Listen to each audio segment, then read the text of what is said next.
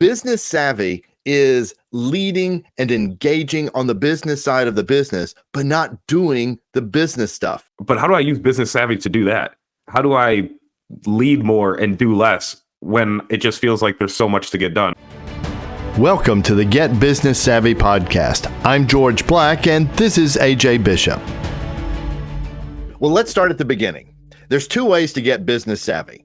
One is the school of hard knocks, okay? And honestly, I've been doing that for a very long time, and it's pretty dang rough. And I've met a lot of entrepreneurs who got business savvy that way too. There's a second way, and you just get around entrepreneurs who have business savvy, learn from their experiences, and don't do the same things they did to get the business savvy, just get business savvy from them. Does that make sense? Yeah, learn from their hard knocks. Learn from their hard knocks, exactly. Yeah. See the other people who've gone to the school of hard knocks and just ask them for the notes that they took while they were there. You know what the colors of the school of hard knocks are? What are they? Black and blue. That's an old joke. Sorry. Yeah. Sorry, guys. So with those black and blue bumps and bruises you get from going through the hard knocks, George, I'm wondering, do you have any stories of a big bump or a big bruise you got while you were going through that? First of all, yes, I do. But, as you ask that, here's what's popping into my head is a very old story in my life. And it's about using other people's experiences to avoid the hard knocks. And so this goes way back. I worked at a boys ranch. It was with at-risk kids. So it was a live-in facility 24/7. And the director was brilliant with situations with these kids. And he had seen it for years. I'm the new guy. And I would go to him going like, I'm so frustrated with this kid and all that kind of thing. And I'd say, I don't know what to do.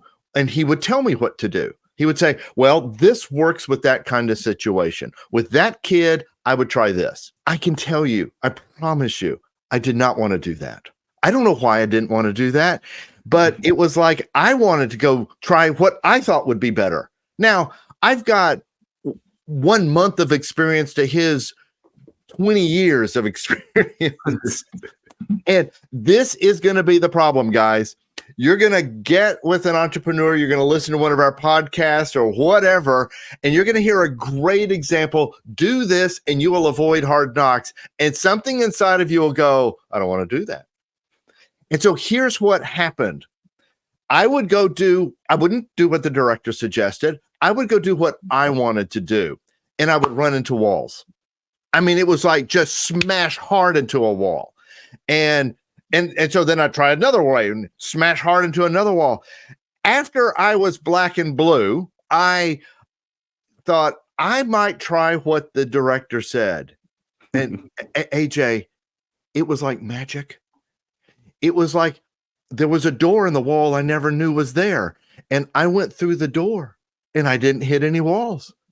And it worked perfectly. Now, this was not one time. This was every time. I got advice from the director. He's one of the wisest men I've ever met. He had a huge impact on my life. And that's why, and when you get with people who are full of wisdom, and that actually is business savvy wisdom, what they will teach you is there's a way the world works. There's a way the business world works.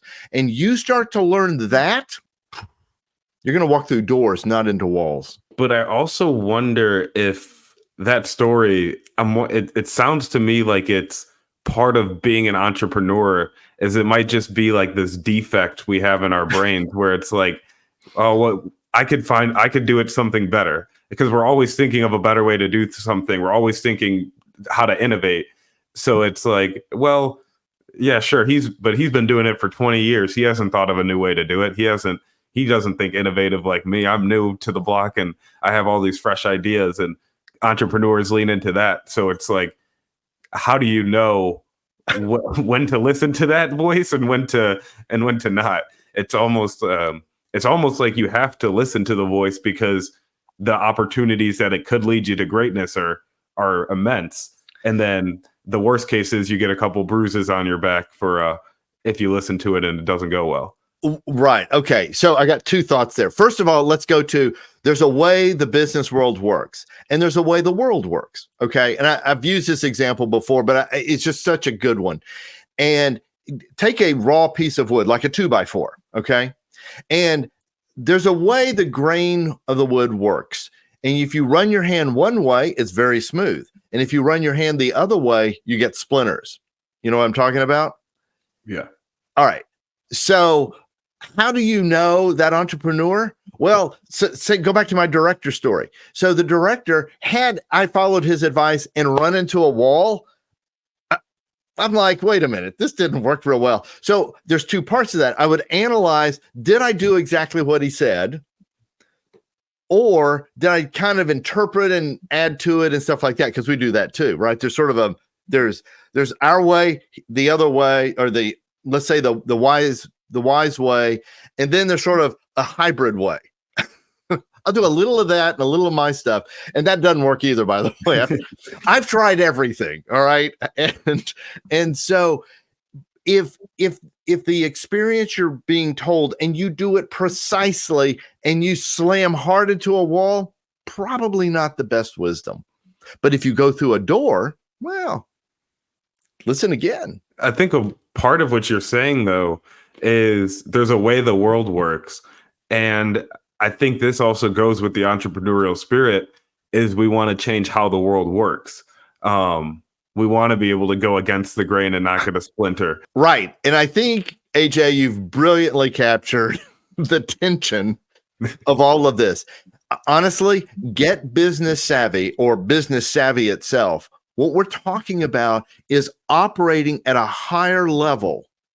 And that higher level is understanding, wisdom, knowledge. It's all of those things, but I'm going to get it through other people's experience. I don't want to have to go through. Look, you don't have 30 years to go get all this business savvy to then start the business you're trying to start right now. Yeah. So like what you're saying is there's this fine line an entrepreneur has to walk between listening to that voice in their head that says everything can be done better versus, okay, there are ways that certain things just work this way and that's how it works. So I have to operate within that. And finding that balance is difficult to do. And the easiest way to do it is by talking to other entrepreneurs. But even as you talk with them, you have to keep that balance in mind, figuring out maybe the situation they were in isn't exactly mine. So if I did it this way and did what they did, but with this one little change, it might work. You're right, AJ, in the sense that, yes, as entrepreneurs, we want to do things better, make a new way, blah, blah, blah, blah, blah. But let me bring us back to the context of the advice and wisdom I'm talking about. It's get business savvy. It's leading the business side of your business. I haven't ever met an entrepreneur, except me, that wanted to be an entrepreneur to do the business side of the business. So what you want to go make better in the world is what your passion is about. The passion that you're monetizing, that's the love of what it is that you're in the business for. That is where you put all of that I'm changing the world energy. Don't put it in, there's a way the world works on the business side of business, okay? There's a way interest rates work, okay? There's a way gravity works, okay? You're not going to change that, all right? Bless your heart. You may think you can, but you're going to be black and blue. And then you're going to find out, oh, there's a way the world works. That's what I'm talking about. So it's not as hard as it sounds, but it is as hard as it sounds. Okay. That's a little oxymoronic. It's knowing where to channel that innovative spirit and that entrepreneurial spirit and channeling that. I really like how you put that, of channeling that into your passions, into your products, into your services, into what you're putting out into the world, channel that. But business has been done for hundreds and thousands of years. And there's kind of a certain rhythm and order to things that has been proven to work. You've got it. You've got it, AJ. And here's the thing. Here's where we're going with the business savvy stuff is like, 80% or more of your energy and effort needs to be on your passion and the monetizing of your business and all of that. The business side needs to be 20% or less, because that's not what you're about. You've got to lead it. So 20% of your energy and effort is leading your business on the business side of the business. And I'm using rough percentages, but this is where you want to head. You want to be thinking like, most of my energy and effort and time is pioneering that business that I've come up with, that I'm in love with, that I think this will change my world, the world, that sort of thing. But what if you're a solopreneur and your business at this point or at this stage is 80% business and 20% of what you're passionate about? It's getting, making sure your licenses are in order and your taxes are in order, and you have your corporate schedule in order, and you know how to run your business. Like, what if you're in that stage? Or I know in my case, I have 2 other partners, one of which is part-time and the other of which is the engineer. So that leads pretty much all of the business stuff to stay on my plate. Like, the business stuff has to get done. So I'm wondering, how can you make room for leadership when if you don't have someone to get things done? Wow, AJ, I've never thought about that. Just kidding. Look. Okay, so there's a dynamic that starts. All right. Go back to day one of your business and go back and remember how much business side of the business you did versus envisioning, dreaming, planning, strategizing, business launch, where you're going, the idea, what's going to change the world, all that. Okay. And it was like 100% on that and 0 on business. Mm-hmm. And then you start launching and business starts to creep in. Okay. I do a whole thing on this, so we can't get off onto this, but it's in my book too, The Next Level Entrepreneur. It steals our passions. And what it is, and I'm quoting from the movie, The Legend of Bagger Vance, our passions get buried under all the wouldas and couldas and shouldas of life. And so we think we should be doing this, and we could have done this, and we would be doing this. And it's all those things you listed, and they begin to slowly creep. And then you wake up one day and the 80-20 is 80 business and 20% of the stuff you love. I get what you're saying there, but I think one of the big issues that comes up is it's not could'ves and should'ves and would'ves. An entrepreneur, it ends up feeling it's a need to. But also I'm wondering if that's because at the beginning of when you're an entrepreneur, like you're talking about, it's 100% visioning and dreaming and thinking big picture in the future of what your business is and in your passion. And when you're thinking about that, and then you actually get started on that, you feel like you have this great idea that you've thought out so well. And then all of a sudden you notice, oh, I have a whole business to run. There's a business side that needs to be handled. It's almost like a overreaction to the fact that it's not all passions. So then you start just running away into business. So again, there's a whole nother topic here, but what you just described is ultimately the life cycle of businesses, of corporations. And what happens in the life cycle of every corporation is it starts on the creative and it ends in bureaucracy. We've all experienced that with large corporations, whether we worked for them or we had to deal with them. And you get stuck in the bureaucracy and you go screaming mad. And then some startup guy goes, I got a better idea than that. And they launch a cell phone company. And you're like, how can you launch a cell phone company? But they do. And it's way better than anything else out there. Here's the thing. Let me let you in on a little secret. Business savvy is an attitude. It's not doing in a certain way. In other words, you have to have a mentality, and it's a discipline. I am going to devote 80% of my time to why I'm in this business. Let me take you down this mentality. I agree. There's a practical thing about solopreneurs, and I should address that. The practical thing is, yeah, you're going to have to do some of the business stuff, but I guarantee you don't have to do as much as you're doing. You can skate by on a lot of stuff. And if you can start driving your business up as a solopreneur, you can go get contractors. You can get people to do some of the business things that you don't have time to do or want to do. And also another solution is that if you have ingrained yourself in an entrepreneurial community, ideally you can start finding bartering opportunities and creating synergies amongst that community where you can help somebody out with one thing that you're really good at and that you can do easily, and then they'll help you out with something else like that. Or just get access to their network, and it's like, hey, I've got a friend who does this for really cheap, or I have a friend who'll probably do this for free for you if you ask nicely. Like, just getting in that community will also open up your access to connections to share the load. That's a great point. I have a great example of that. And it was one of the most significant changes in my business as a solopreneur. I worked a barter deal with a marketing group.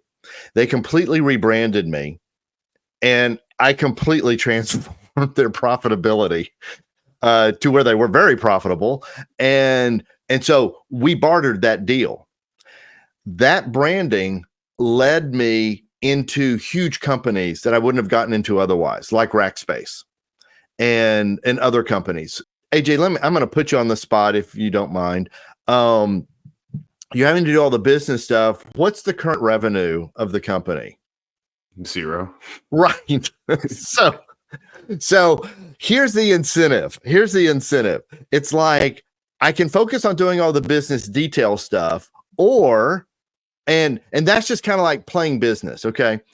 Or I don't want to keep doing the business stuff. I'm going to go focus on getting revenue and building it up. And you're in a startup. I know that. So this is not, but it's like we start putting our energy and we go like, wait a minute, if I had more income, I could get rid of some of these things and I could do it pretty cheaply.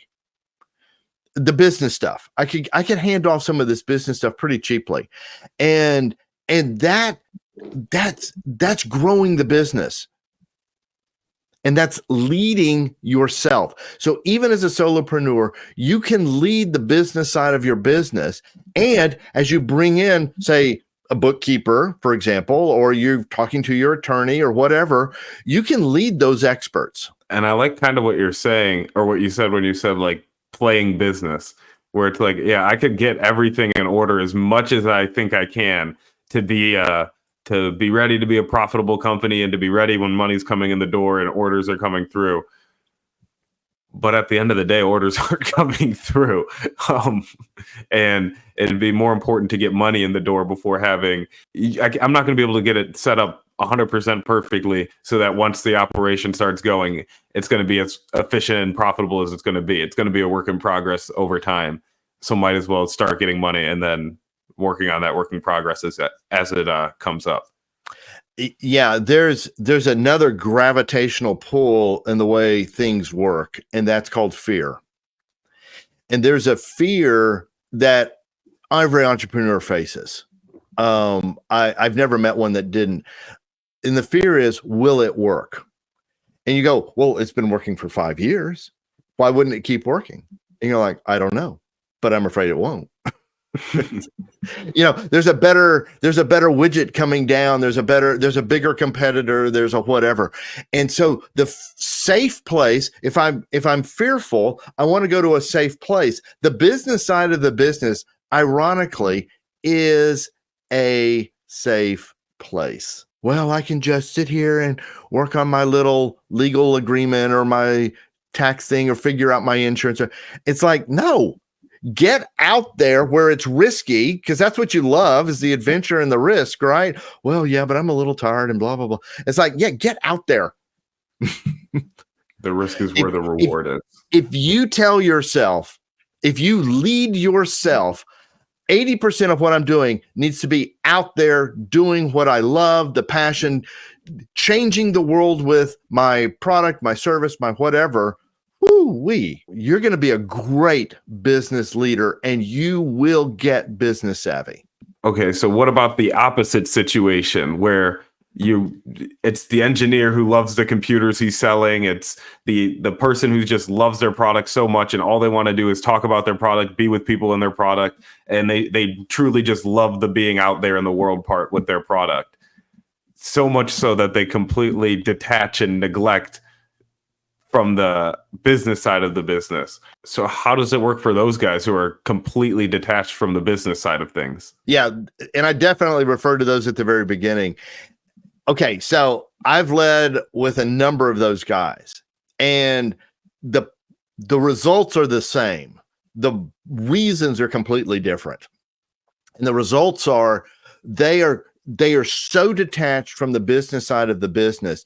It's delegation. They think they're delegating. Okay. They're not delegating. It's just out of mind. And so here's the way they delegate. It's like, well, here, go do it. They never follow up. What's missing is leadership. They provide no leadership. Here's the way you know that's happening. The company doesn't have sustainable growth. It doesn't have profits. And we should get into all of that in another episode. They are so detached, they leave it to other people in their organization to handle the business stuff. I've had them say, I don't know why I'm paying so much in insurance. I go, yeah, you do. You didn't get involved. If you had been involved, this is a real story. I had this conversation this year. If you had been involved, you'd have seen in a heartbeat what they were proposing, and you'd have said no. You don't know because you chose not to know. You don't know. Right, exactly. That's exactly right. And so here's the thing, is that what we're saying is neither approach, full immersion in the business stuff is not going to work because you can't lead because you're so in the weeds. And then being completely detached, you're like, you don't even know what's going on. And the get business savvy leadership is ultimately about you leading your company in the passions that you're about and creating long-term sustainable growth that is profitable. And I would love to ask you more about how we can make it profitable. But we can't because we're out of time. Well, we'll have to pick that up another time because next month, guys, is Entrepreneur Month beginning in November. And so we want to celebrate that. And we've got some great treats for you. Tune in to our next episode. So for more on business savvy and leading your experts, go check out episode 30. I know you're going to love it. It's leading your experts like your bankers and attorneys and lawyers, all those guys. Until next time, may you live truly free.